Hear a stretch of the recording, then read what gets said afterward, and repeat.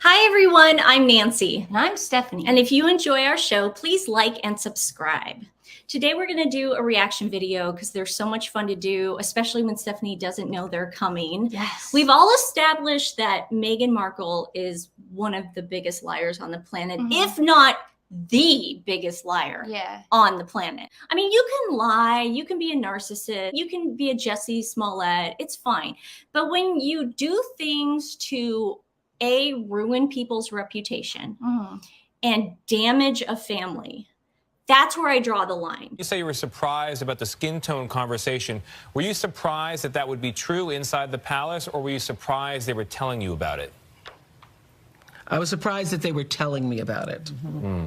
Like, she lied about something so heinous before Prince Philip and the Queen died that they were never able to get back that sort of dignity that they had, because it was all about her. Who is having that conversation with you?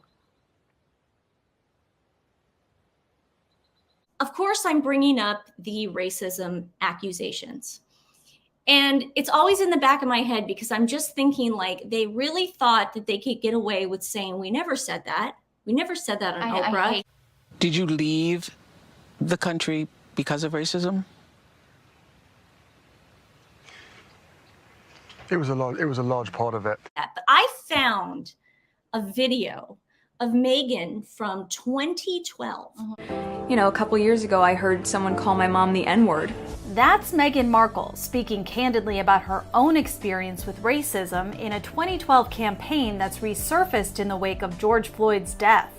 She basically talks about how her life has been affected by racism because she is a biracial woman. In the video, she wears a shirt reading, "I won't stand for racism," and opens up about being biracial. So she was married back then, and it was like the first year of Suits, so she's getting some sort of fame, acclaim, and she decides to do a campaign about racism and standing up to racism, which I'm 100% for. You know, everybody was, you know, doing their part back then. This was back when there wasn't as much divide, and it wasn't even like an issue back then. It was like, you are against racism, gay marriage, yes. I mean, this wasn't so polarized. I think for me, beyond being personally affected by racism, just to see the landscape of what our country is like right now, certainly the world. What I'm going to play for you right now is a little bit of the campaign mixed into what she said on Netflix. So Meghan is claiming in the Netflix documentary that she never had an issue in America with race. She had never heard the N-word. She had never been discriminated until she went to the UK. This was all the UK's fault because they're a bunch of racist, crazy people. It's the one where she's in the car, right? Yes. Yeah. This is what she implies in the documentary. So some of the slurs that I've heard, or the really offensive jokes, or the names, it's just hit me in a really strong way. At that time, I wasn't thinking about how race played a part in any of this. I genuinely didn't think about it. It's to a mentality that still exists. I've never in my life heard someone say the N-word. You know, a couple years ago, I heard someone call my mom the N-word. Obviously now people are very aware of my race because they made it such an issue when I went to the UK. Beyond being personally affected by racism. Most people didn't treat me like a black woman. Beyond being personally affected by racism. Being personally affected by racism. So we've established that in this commercial, Meghan is literally saying that she's been personally affected by racism in America. Full stop. And she's heard the N-word. And she's also heard the N-word. Yes. Does she not think that people are going to find this stuff later? I think she thinks we're stupid. Does she? Kind of. I mean, I just feel like she thinks that what she says and what she does, people really don't. See, the thing is, she probably thinks herself she doesn't have any self-worth. Like, she probably has low self-esteem. Narcissists usually do have very low self-esteem. She's probably like, no one's listening to this crap. You know, I guess no one's watching this. It's just so funny for her. I suck. It's just so funny for her to imply that there's no racism in America.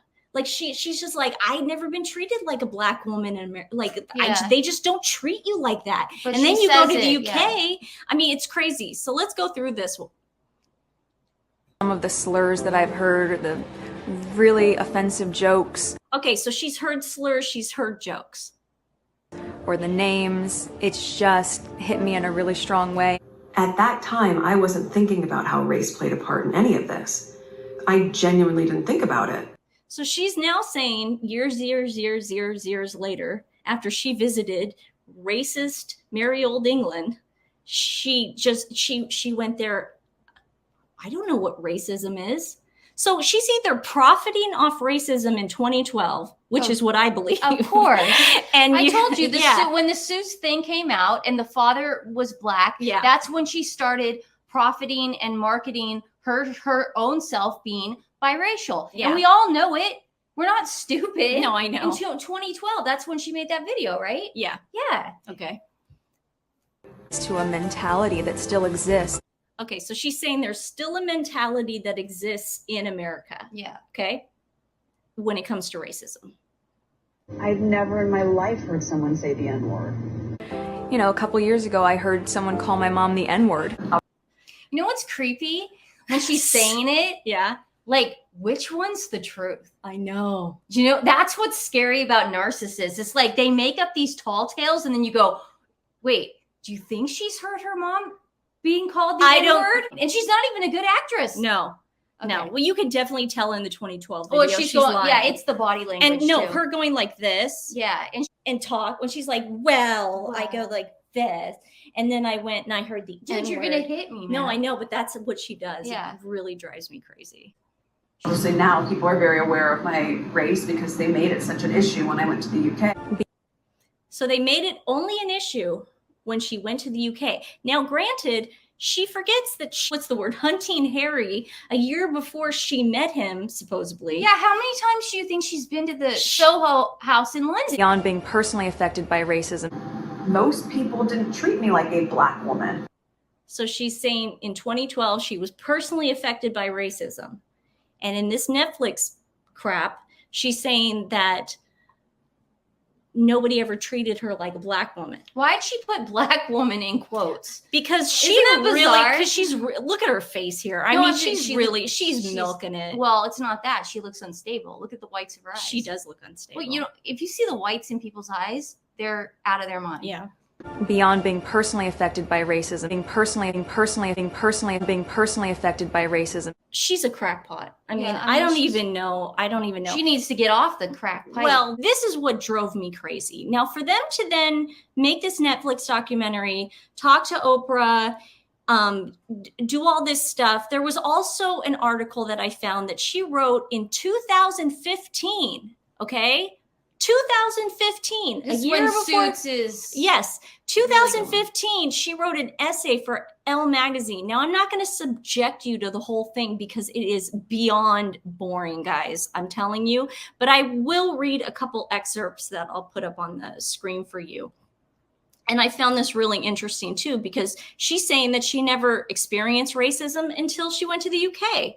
On the heels of the racial unrest in Ferguson and Baltimore, tensions that I have long been percolating under the surface in the US have boiled over in the most deeply saddening way. So she's saying that, this has been going on, guys.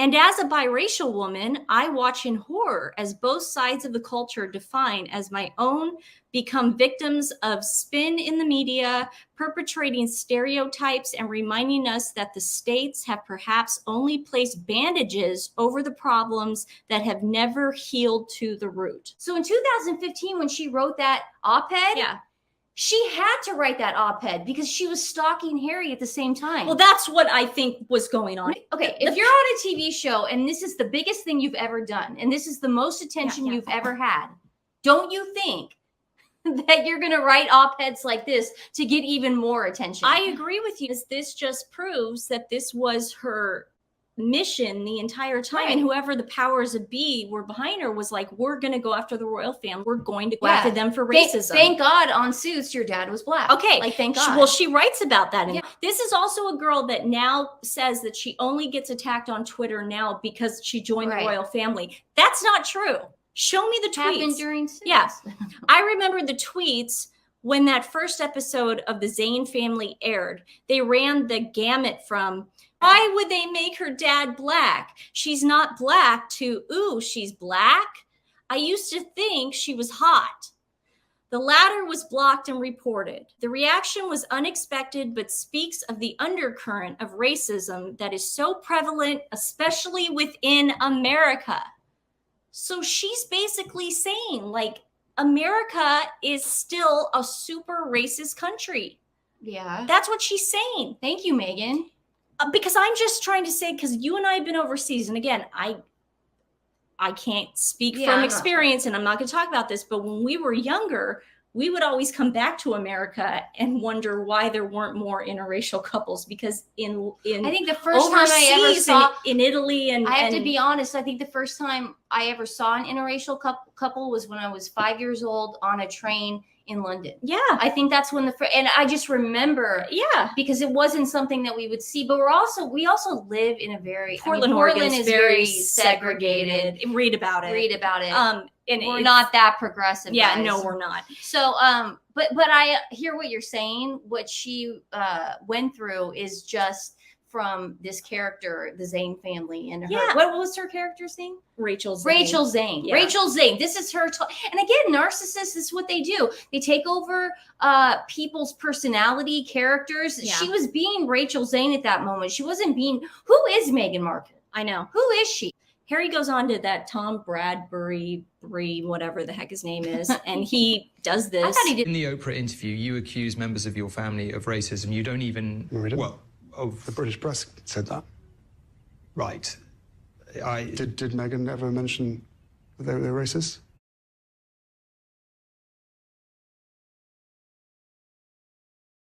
Okay, so every time I see that, it's like, okay, so this is concrete proof that he is denying that she ever said that. There is a conversation. Hold up. There's Stop several right now. There's several conversations. I'm not going to bring it up. You guys, it's on my page. It's on Meghan's Mole page. It's on Royal. It's on everybody's page. The Queen's gone. Prince Philip's gone. Those were the two people that suffered the most out of this. And those were the two. That's what they thought about before they passed away. That's crazy. You're calling a group of people racist and saying that they took this poor Black woman and completely attacked her for her skin color. That's what you're saying. And now Harry and Meghan are completely backtracking. So we never said that. We never said that. We never called Meghan. We never called the Buckingham Palace racist. Right. When did we ever say that? No, there was just talk about Archie. Well, isn't that racist? No. Why would anyone think that was? Why would anyone think that was racist? Well, did you come out a week after the papers wrote that you said all that stuff and correct them? No. For the rest of the month, we're going to feature Maui Humane Society. They are obviously suffering immensely. So we would really appreciate it if you can't give them any love, just share their link. I'll put it in the description below. I really appreciate it. They're really hurting right now. So we love you guys. We will see you very, very soon. Thanks for indulging us. Thanks for indulging us.